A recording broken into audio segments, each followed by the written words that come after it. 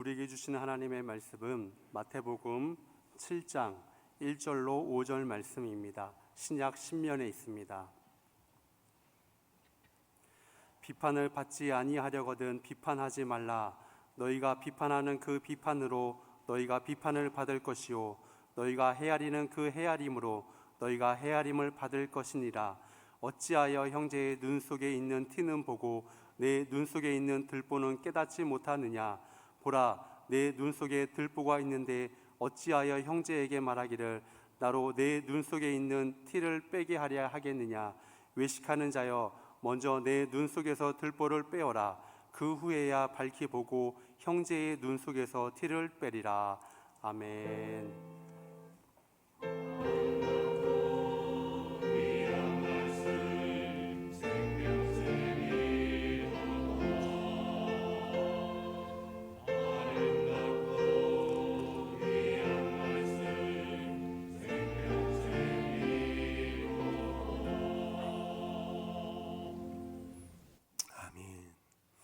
성찬강교로 시간이 많이 가서 설교 시간은 가능하면은 맞추어서 하도록 요약해 보겠습니다. 그러나 너무 크게 기대는 하지 마십시오.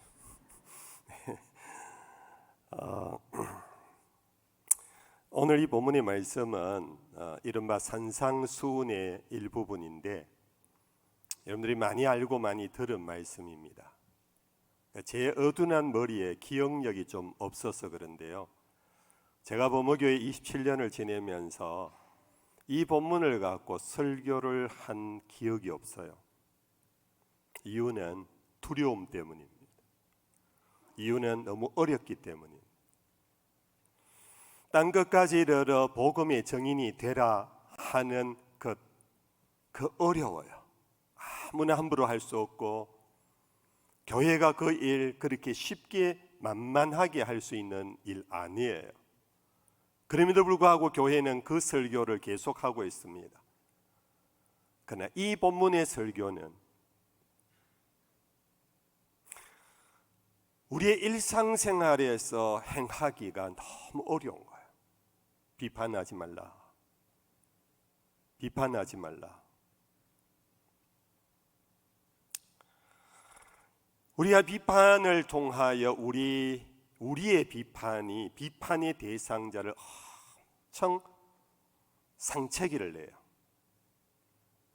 그걸로 끝나지 않습니다. 비판한 나 자신도 돌아오는 상처기가 이루 말할 수 없을 정도로 커요. 이 비판을 통하여 가정이, 공동체가, 교회가 너무 상처를 많이 받아요. 예수님께서 그래서 비판하지 말라. 제발 비판하지 말아라. 그런데 한 가지 여러분들 알아야 할 것은 오늘 이 본문에 나오는 이 비판이라는 단어는 우리가 더 잘 사용하는 비난이라는 단어와는 달라요. 비난은 감정 언어예요. 속이 상하고 마음이 불쾌하면은 욕을 해요. 우리 가운데는 어찌 보면은 그 감정 절제에 능하신 우리 그리스도인들이 대부분이죠. 그래서 나 비난은 안 해요. 남 욕 잘 안 해요. 그런데 본문에 나오는 비판은 감정 언어가 아니에요. 이것은 바로 헬라어에서 크리노, 이것이 영어에서 criticize, critic라는 그 낱말의 어원이 되는데 이것은 바로 법정에서 이루어지는 판사가 내리는 심판권의 용어예요. 그러므로 비난은 감정적으로 욱하고 나오는 말이라면 이 비판이라는 말은 법을 가지고 남을 꾸중하는 거예요. 법을 가지고. 예수님께서 비난하지 말라 그랬으면 우리는 비난 안 하는 일에는 어느 정도 성공할 수 있어요. 그런데 너 법을 갖다 대놓고 남을 판단하지 마라, 비판하지 마라, 이것은 너무 어려워요. 여러분들, 우리가 비판할 때는 내 마음에 별로 죄책감이 없어요. 그래서 많이 해요. 왜 죄책감이 없느냐 하면은 법의 본이 너는 잘못이야, 그것은 엉터리야 할 수 있는 객관적 도구가 있기 때문이에요. 이건 내 감정으로 말하는 것이 아니야. 이거는 법적으로 보면 문제가 있어라고 남을 판단하기 때문에 우리는 이 비판하면서 죄책감이 없어요. 오히려 의기양양해요. 내가 마땅히 할 것을 했다라고 그렇게 생각할 정도의 그런 단어예요. 그런데 예수님께서 바로 이러한 의미에서 비판을 많이 받으셨어요. 예수님이 십자가에 달리신 것은 결국 이것 때문이에요. 유대인들의 욕질 때문에 죽으신 게 아니에요. 예수님 얼마나 선한 일 많이 하셨습니까? 그래서 많은 사람이 예수님을 따라다녔어요. 그러나 마지막 예수님이 십자가에 못 박히는 과정에는 모든 사람이, 대부분의 사람이 그것을 그들 유대인 지도자들의 판단에 동의해버렸어요. 왜 그런가? 법적인 거기 때문에.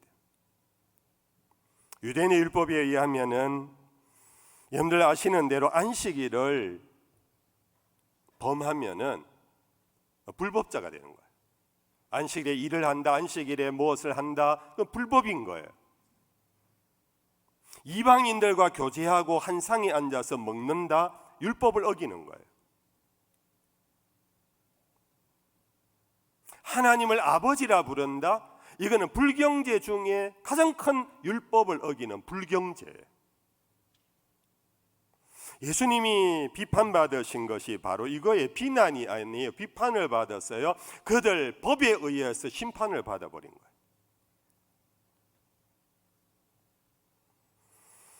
오늘 우리 사회에 여러 가지로 정말 염려되는 게 많은데요, 오늘 우리 사회가 이 비판의 시대의 전성 시대가 된 것 같아요. 우리 연세 많으신 분들도 좀 휴대폰을 갖고 있기 때문에 대부분 보고 경험할 수 있고 지금이라도 열면 바로 볼 수 있는 것들이 있어요. SNS라는 그 도구를 통하여 거의 전부가, 전 국민이 비판의 시대를 살고 있어요. 홍수처럼 터져나오고 있어요. 특정한 개인을 비판하거나 특정한 정당을 비판하거나 특정한 그룹을 비판하는 그 비판이 비수처럼 온 사회를 지금 칼날이, 화살이, 창들이 막 난무하는,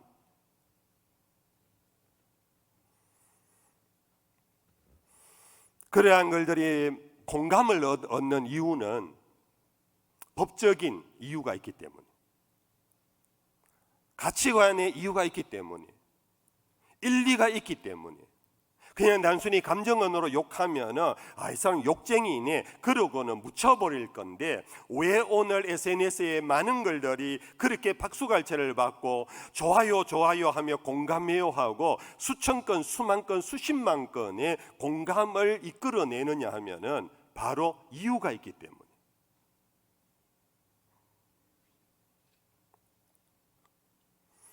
이 비판이라는, 크리노라는 이 말은 자구대로 해석하면은, 문자대로 해석하면 그 뜻은 둘로 쪼갠다, 그런 뜻이 있답니다. 이 비판을 하는데 나는 법적으로 그게 맞다, 나는 이 사회 문화적으로 맞다, 정서적으로 맞다 하는 사람과 아니다 하는 사람을 둘로 쪼개버려요. 우리 사회가 지금 완전히 둘로 쪼개져 있어요.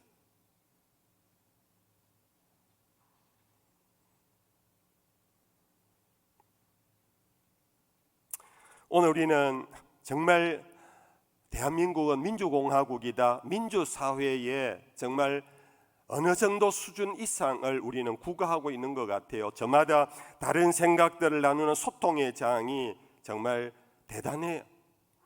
SNS를 통하여 사회적 소통을 한다. 굉장히 좋은 도구이지만은 여러분들 아는 대로 적지 않은 부작용, 아니 엄청난 부작용이 만들어지고 있습니다. 그 비판의 글은 글이 아니에요. 당하는 사람에게는 비수이고 창이고 칼이에요. 그래서 어떤 특정한 사람들은 극단적 선택의 길로 들어가 버리는 사회적 비극이 자주자주 일어나고 있어요. 오늘 예수님께서 이런 것을 아시고는 비판을 받지 아니하려거든 비판하지 말라고 하시면서 2절에 경고하셨습니다. 너희가 비판하는 그 비판으로 너희가 비판을 받을 것이요 너희가 헤아리는 그 헤아림으로 너희가 헤아림을 받을 것이니라. 이 비판의 경험은 부메랑이 되어 온다라는 것입니다. 법을 갖다 대면은 상대도 법으로 부메랑으로 받아쳐요. 예수님께서 이미 아시고 너희가 비판을 하면은 그대로 너도 비판을 당할 것이고 헤아리는 자는 그 헤아림으로 너희가 헤아림을 받을 것이라 하는 확대 재생산이 이게 굉장히 지수가 높아요. 그의 말 한마디로 끝나지 않아요.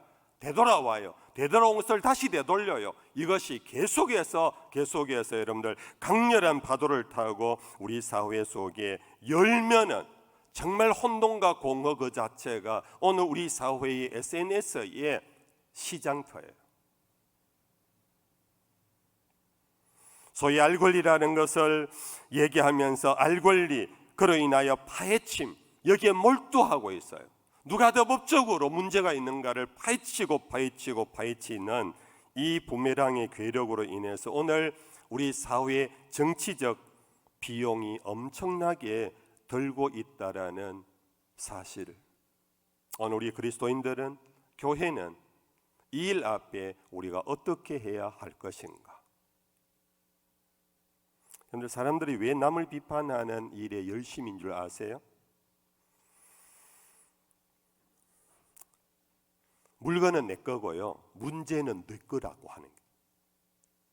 소유는 나의 것이고 소유의 주인은 나고 문제의 발생의 주인은 다 너라는, 여러분들 잘 아는 아시타비 때문에 나는 옳고 타인은 글렀다라는,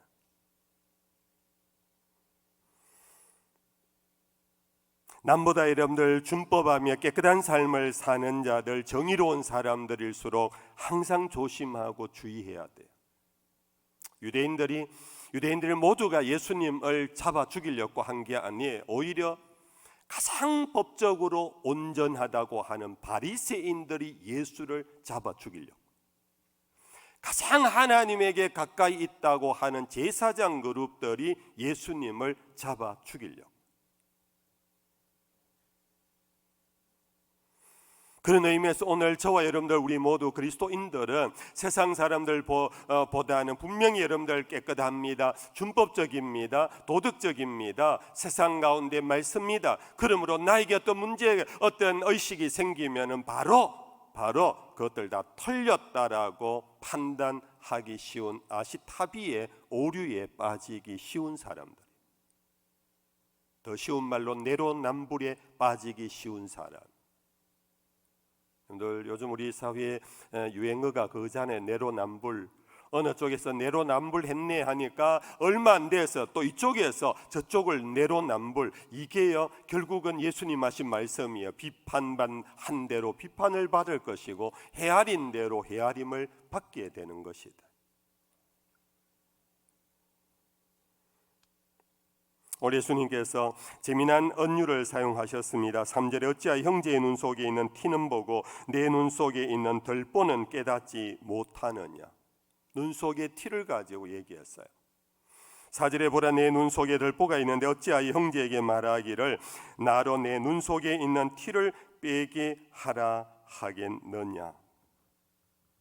내 눈 속에 있는 티는 작다고 생각하고 상대 눈 속에 있는 티는 엄청나게 문제가 된다고 생각하는, 여기에서 우리는 판단을 즐기고 있어요. 물론 누군가 그럽니다. 목사님, 그러면 맞아요. 나도 문제가 있어요. 내 눈에도 티가 있어요. 그런데 스스로 방어 심리가 있어요. 내 눈의 티는 작고 너의 눈의 티는 엄청나다. 나도 죄인인 거 알아요. 그러나 이 사회, 저 사람, 저 그룹은 안 돼요.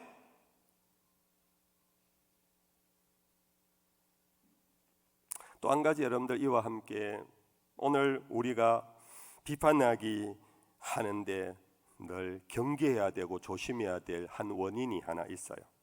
그것은 타인의 실수와 타인의 불법은 그 한 행위에 그치지 아니하고 그것이 존재화되어 버리고 있다라는 것. 쉬운 예로 우리 사회는 전과자가 재생재활하기가 너무 어려운 사회.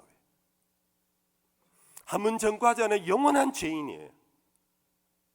그가 개과천선해서 형무소는 단순히 가두어 두는 곳이 아니지 않습니까? 거기에서 교정, 그걸 교정이라 그래요. 교정해서 사회로 내어 보내는데, 물론 모두가 교정되지는 않습니다. 그러나 적지 않은 사람이 교정되어 나옵니다. 그런데 사회는 그것을 인정하지 않아요. 왜? 그의 행위가 존재화되어 버렸어요. 여러분들 이 말 이해가 되시지요? 존재화되어 버렸어요. 그래서 우리는 그 존재화되어 버린 거기 때문에 내가 무엇을 비판하고 판단하는데 나에게는 전혀 문제가 없어요. 그는 원래 그런 인간이야. 그런 존재야.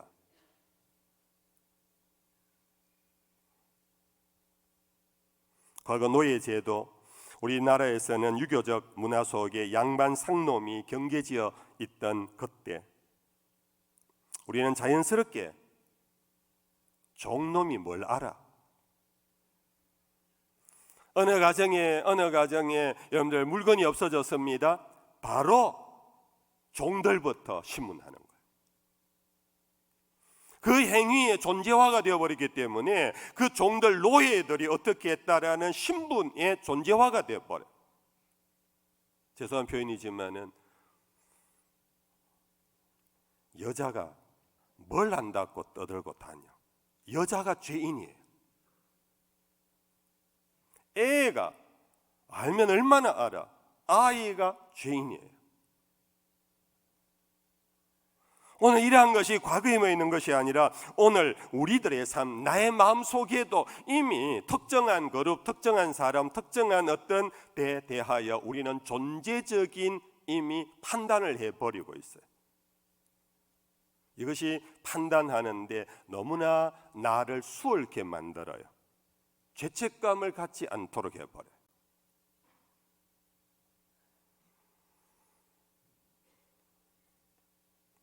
성도 여러분들, 오늘 이 설교는 제가 27년 만에 처음 한다 할 정도로 이 설교가 너무 어려워요. 이 설교를 듣는 여러분들 마음이, 표정이 지금 매우 무거워요. 오늘 나는 비난은 안 해요.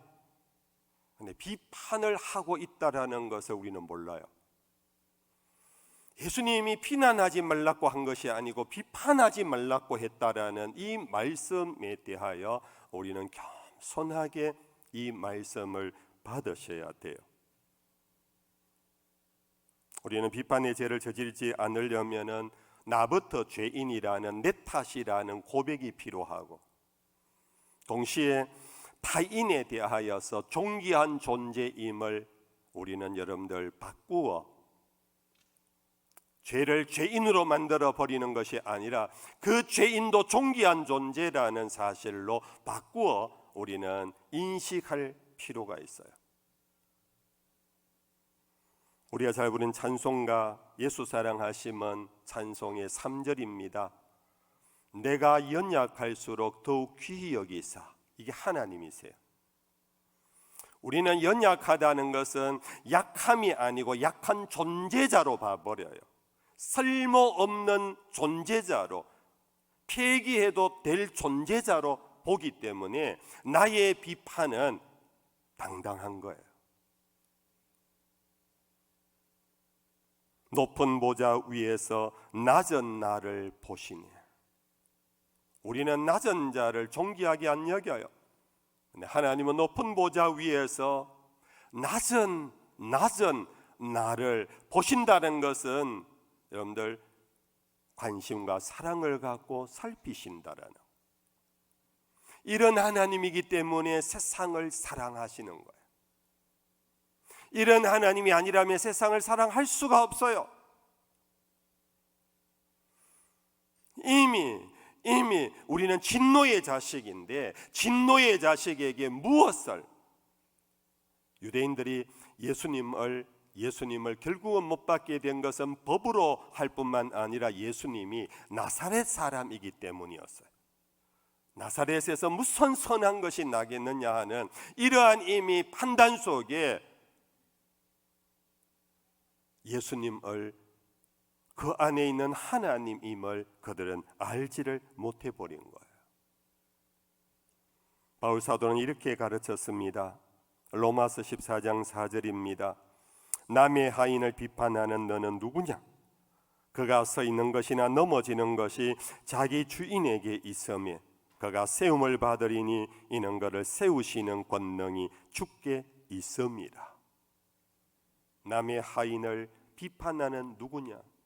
이 말의 하인은 바로 모든 사람을 의미하는 하나님의 사람을 의미하는데, 내가 내 독생자를 죽이기까지 사랑하고 내가 아끼고 건졌는데 너는 도대체 누구간데 내가 구한 내 아들을 너는 비판하느냐? 더 구체적으로 사도 바울은 목회자에게 목회의 중요한 한 부분을 이렇게 설명했어요. 아무도 비방하지 말며 다투지 말며 관용하며 범사의 온유함을 모든 사람에게 나타낼 것을 기억하게 하라. 성도들에게 이것을 가르쳐라. 머릿속에 배기도록 해라. 가슴에 새겨지도록 해라. 그것을 항상 타인과의 관계 속에서 그것이 가동되도록 너는 목회해라.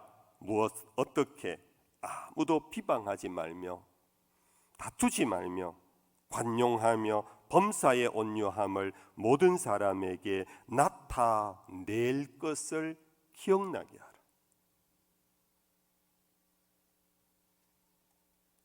이제 말씀을 끝으로 하면서, 그러면 목사님, 비판이라는 건 전혀 없는 겁니까? 못하는 겁니까? 여러분들 적지 않은 분들이 마음에 조금 불만일 거예요. 그래서 이런 질문이 지금 막 나올 수 있어요. 단답형으로 하면 비판 가능해요. 비판해야 돼요. 그래서 구약의 선지자들을 보냈어요. 그래서 세례 요한을 보내었어요. 비판해야 돼요. 무엇을? 악은 악이라고, 잘못은 잘못이라고 비판해야 돼요. 오늘 본문에서도 예수님께서 마지막 5절에 이렇게 말씀하셨어요. 같이 한번 읽어볼까요? 5절입니다. 외식하는 자여, 먼저 내 눈 속에 들보를 빼어라. 그 후에 밝히 보고 형제의 눈 속에서 티를 빼리라. 형제의 눈 속에 있는 티를 빼라고 그랬어요. 형제의 눈 속에 있는 잘못을 지적하고 빼내어야 한다. 수술해야 한다. 없애야 한다. 그것을 하지 말라고 막은 것이 아니에요. 너희들 도무지 아무도 어떤 일이 있더라도 비판하지 마라, 그렇게 말씀하지 않았어요. 대신에 형제의 눈 속에 있는 티를 빼려거든 내 눈 속에 있는 들보부터 빼고 내 눈이 밝아지면 그때 형제의 눈 속에 있는 티를 빼라. 네 눈 속에 들보가 있는데 네 시력이 좋겠냐? 허리대지고 왜곡되어진 네 눈으로 형제 눈 속에 티를 뺀다고 하다가 형제의 눈까지 다치게 하지 않겠느냐?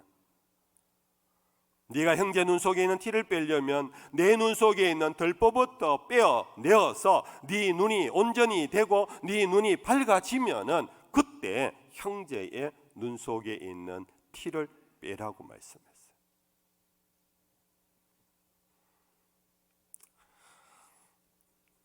성도 여러분들, 참으로 어려운 겁니다.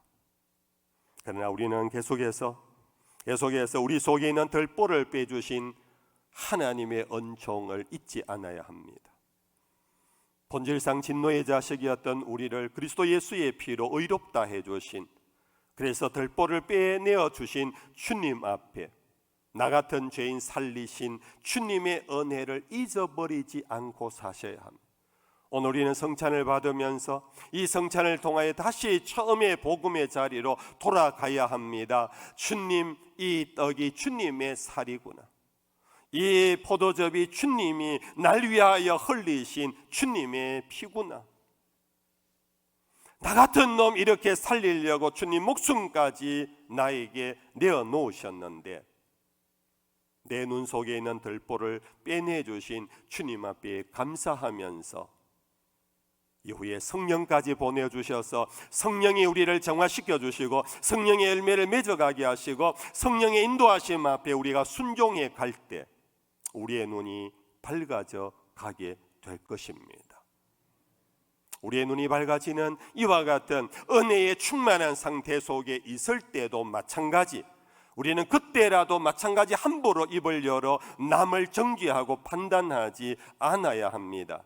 사도 바울은 이런 방법으로 가르쳐 주셨습니다. 갈라디아서의 6장 1절입니다. 같이 읽어볼까요? 형제들아, 사람이 만일 무슨 범죄한 일이 드러나거든 신령한 너희는 온유한 심령으로 그러한 자를 바로잡고 너 자신을 살펴보아 너도 시험을 받을까 두려워하라.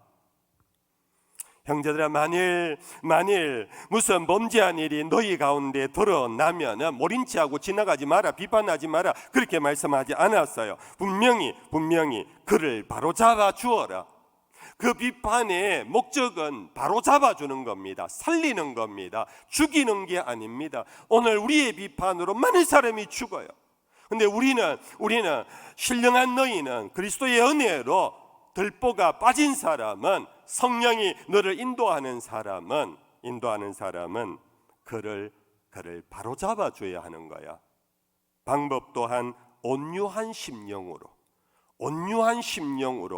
그러한 자를 바로잡고 뿐 아니라 너 자신을 살펴보아 너도 시험을 받을까 두려워하라. 나도 지금 이 시간 주님이 붙잡아 주지 않으면 혼돈과 공허에 빠진다. 나도 이 시간 주님이 붙잡아 주지 않으면 똑같은 인간이다 라는 것을 늘 두렵고 떨리는 마음 속에서 우리는 자신을 생각하고 살피면서 신령한 하나님의 은총 속에 형제를 바로잡아 주는, 이것이야말로 바로 예수님이 말씀하신, 성경이 가르쳐 주신 판단할 수 있는 길인 것입니다. 여러분들 잘 아는 가늠하던 현장에서 붙잡혀 온 여인 얘기를 알 겁니다. 그를 붙잡아 온 사람들에게는 그들은 율법적 행위를 했어요. 율법은 분명히 가늠한 현장에서 남자든 여자든 보이면 그를 붙잡아 와서 돌로 쳐 죽일 수 있는 율법의 권한이 있어요. 그들은 율법대로 행했어요.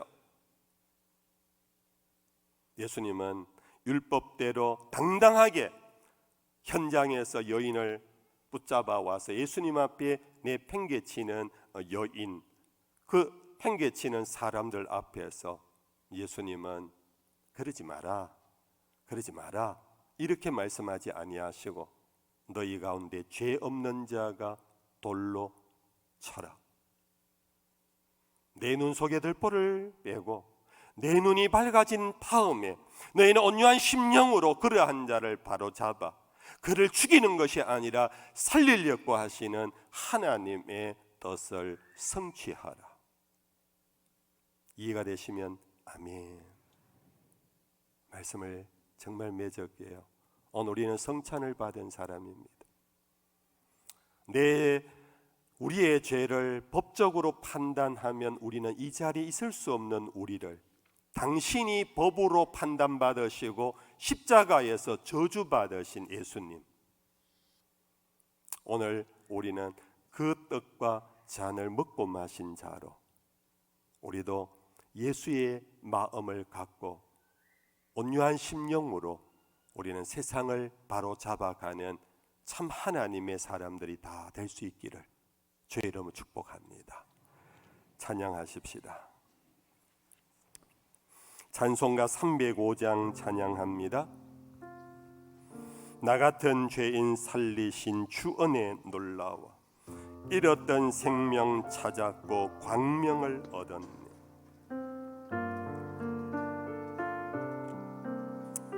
1절 3절만 합니다. 나 같은 죄인 살리신 주 은혜 놀라워 잃어간 생명 찾았고 광명을 얻어 이제껏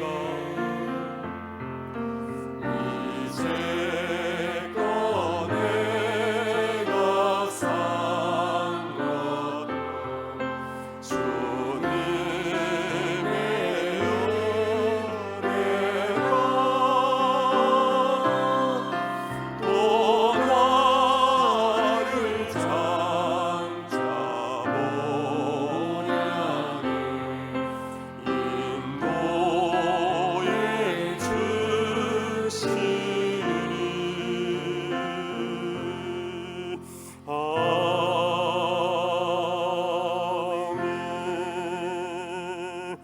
다 같이 일어나시겠습니다. 신실하게 진실하게 거룩하게 살게 하소서. 이 찬양으로 마무리합시다.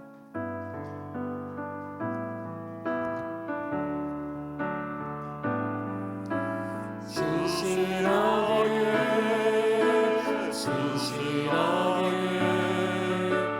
거룩하게 살게 하소서.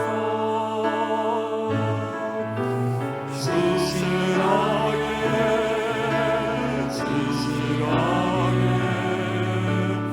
거룩하게 살게 하소서.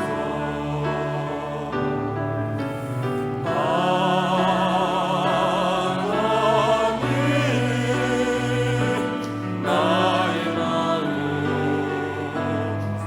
들어주소서.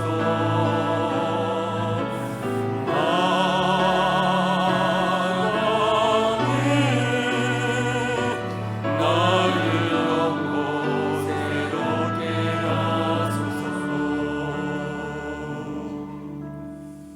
잠시라도 기도하고 갑시다. 오늘 말씀 안에 여러분들에게 담겨진 주님의 메시지가 뭔가를 붙잡고 되새김질하며 결단하고 기도하고 갑시다.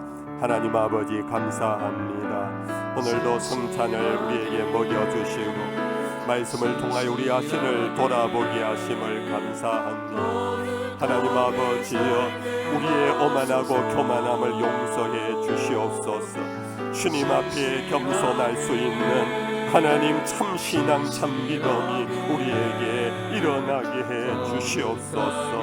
남을 나보다 낮게 여기며 하나님의 말씀 앞에 성령의 인도하심을 항상 받을 수 있도록, 그리하여 하나님 남을 죽이지 않고 살리는 참된 하나님의 일꾼들이 되어지게 해 주시옵소서. 주님 믿습니다. 주님 사랑합니다. 주님 안아 주시옵소서.